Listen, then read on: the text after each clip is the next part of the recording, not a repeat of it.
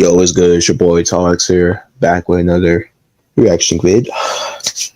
Today, I'll be reacting to non-finishers, WWE wrestlers heavily downgraded. Without further ado, let's get into the video. But before I get into the video, I would truly appreciate if y'all could follow my socials down in the description, like, comment, subscribe, and share all that good stuff. So yeah, let's do it.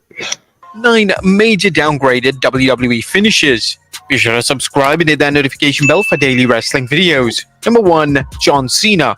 While John Cena's attitude adjustment finisher isn't the most visually pleasing move in the world, thanks to... Oh yeah, I already know what he's going to say. But I could just say that the Big Show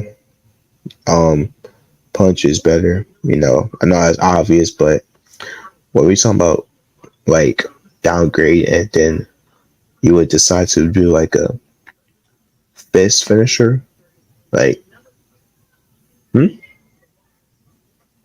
we're gonna make it a fist finisher, I don't know, bro. It just don't fit right with someone like John Cena as one of the all-time that'd be great, you know what I'm saying? But yeah, that's just my opinion. To elite booking over the years, the move was seen as legitimate and credible. The move is also incredibly safe for both Cena and his opponent, which is always a win. In 2018, Cena decided to change things up by debuting a new finishing move known as the Sixth Move of Doom. In theory, the idea of Cena debuting a new finisher was smart, as fans were often critical of his established moveset, but what Cena had in mind was beyond a joke. At the Super Showdown pay-per-view, Cena would finally perform the move, and it was simply one of the lamest moves in WWE history. Cena began to do a bizarre cross with his arms, and then he proceeded to throw a basic punch at Elias. An audible groan was let out by the fans, as they were convinced that there was no way that this was legitimately Cena's new finishing move. The move was supposed to tie in with Cena doing a movie with Jackie Chan, but many fans failed to make this connection. Thankfully, Cena would only use this move on a few occasions, and by his next featured match on pay-per-view, Cena was back to using the attitude adjustment and the STF. Number 2, Alberto Del Rio.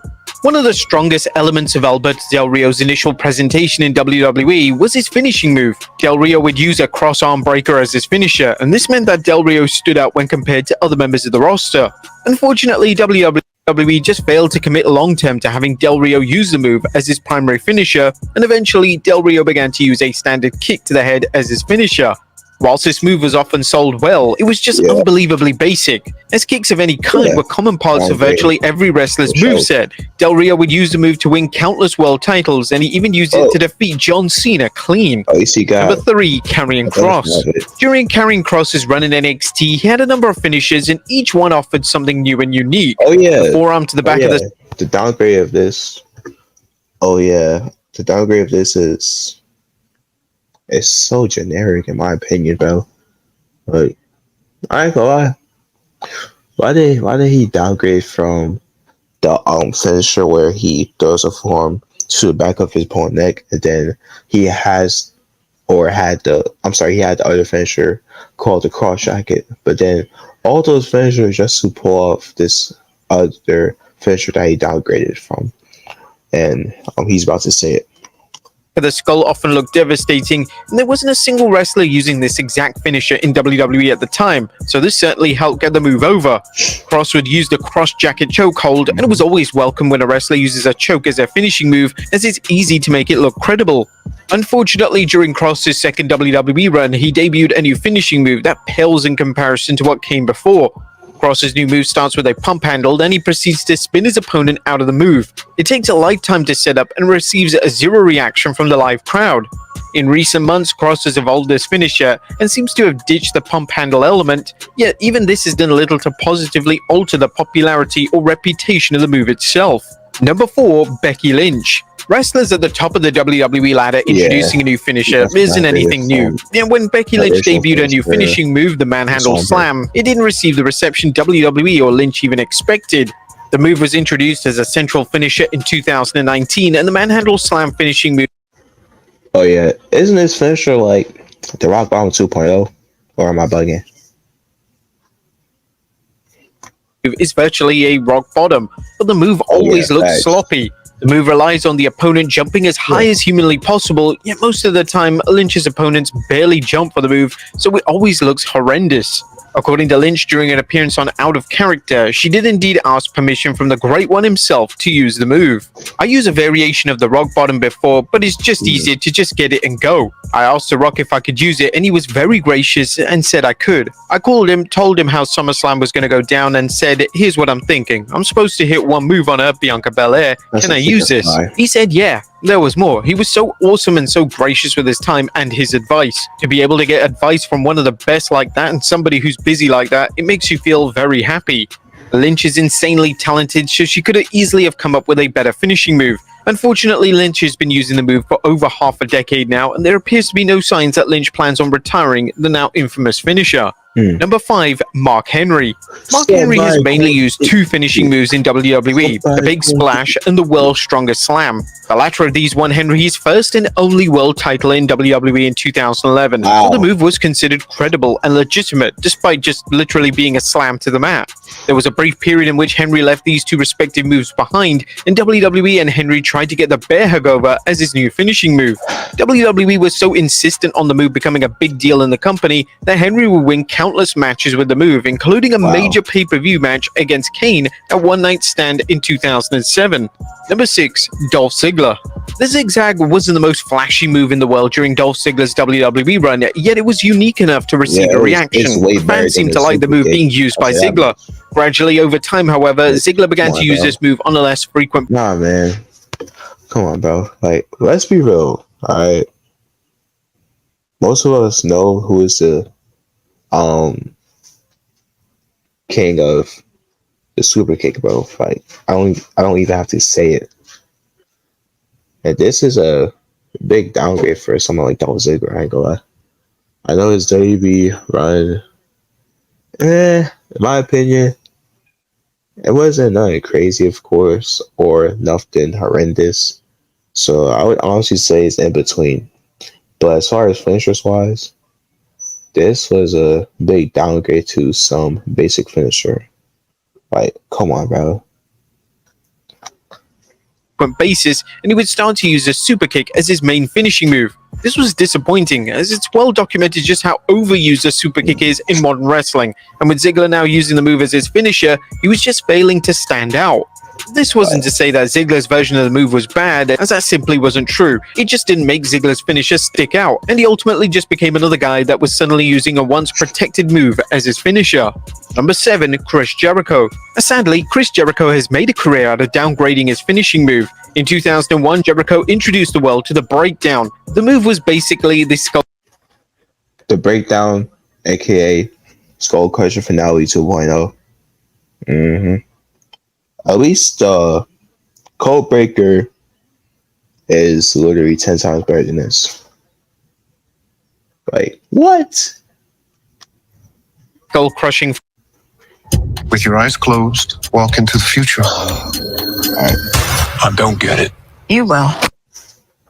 Finale, but the move was just so basic and lifeless, and it was no surprise that the move was quickly erased. Jericho would then downgrade his finisher yet again in 2007 when he introduced the Codebreaker. The Codebreaker has stuck around since Jericho introduced the move, yet there's no denying that the move is inferior to the Walls of Jericho or even the Lion Salt. In recent years, Jericho has debuted the Judas Effect. Whilst this is an incredibly legitimate elbow strike and can look amazing in matches, Jericho's version of the move isn't exactly great, and Andrade does an elite version of the move that is hard to match. In relation to Jericho's motivation for introducing the Judas Effect, he stated on Talk Is Jericho that he got the idea from the Great Muta. Once again, I got the idea from the Great Muta, switching up finishers.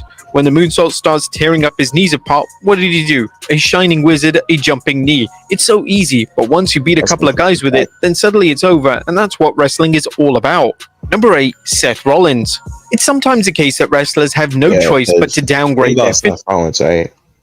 I know that he had this other finisher, right? He had the jumping knee, and then he had the curve stomp, but I can see why they had to downgrade him with those finishers, you know. But those two finishers, man, they they got better like opportunities as far as like, in my opinion, like title matches and you know, yeah. Finisher. Sometimes the company they perform for, such as WWE, can I'm sorry. Also, they got him better. So I said title matches opportunities, and then uh, they got him more like reactions to it. When I say reactions, I mean like it gave a pop.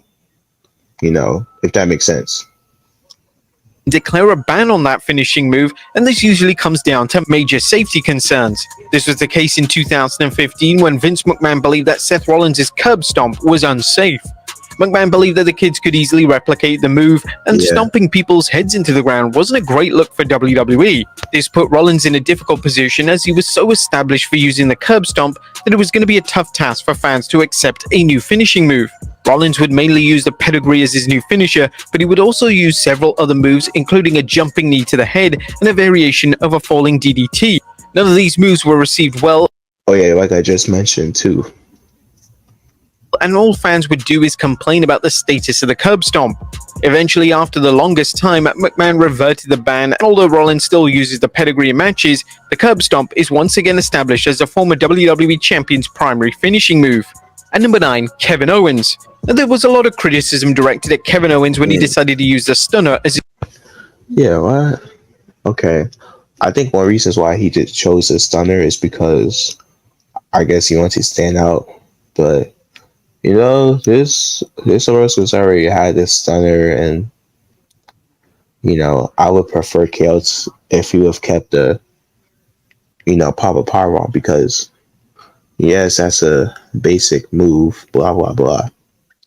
But you know, it's because like, imagine you being able to grab your opponent from the air, catch them, and then slam them to the ground. You know what I'm saying? I feel like that's way better than, I don't know, I wouldn't say way better, but I feel like that's kind of better than a stunner, in my opinion. his new finisher. The pop-up powerbomb that Owens had been using always received a nuclear reaction, and although the move looked brutal, it was incredibly easy to pull off and was deemed as a safe move for his opponent to take. According to Owens during an interview with Fightful, he wanted to introduce the stunner, as he felt like everyone was doing a powerbomb and delivering a new move would make him stand out. I asked Austin if I could do it, first and foremost. I'd been thinking about it for a while. This was back in 2016-17, and I felt like everybody was doing a powerbomb of some sort, just short of doing pop-up powerbombs. I'm pretty sure I saw some guys do it too. That's a whole other thing people take from other people, and we're all on the same show and the same team. That's a whole other issue. I was seeing all these people doing powerbombs, and I wanted to stand out with something different. At the same time, I wanted to do something that people can be excited about. I got this feeling of maybe I can use a stunner. In recent months, the pop-up powerbomb has made a resurgence on TV, so hopefully Owens begins to slowly reintroduce the move back into his established finisher.